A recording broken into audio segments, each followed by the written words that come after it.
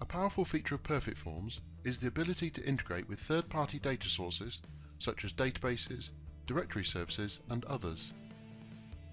In some integration cases, it is necessary to install a connection agent, a small piece of software that bridges the gap between PerfectForms and the source of the data.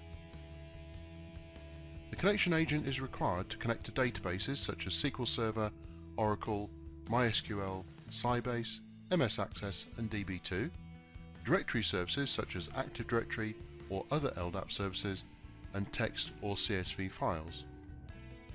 Other connection types can be made directly without a connection agent. These are web services, Google Spreadsheets, although this option does require an extra PerfectForms license, and other PerfectForms forms, which can also be used as simple sources of data. Data can normally be transferred in either direction. However, in the connection agent, it's possible to restrict access to read-only if required. Installation and configuration of the connection agent can normally be managed with the help of the PerfectForms technical support team and is outside the scope of these tutorial videos.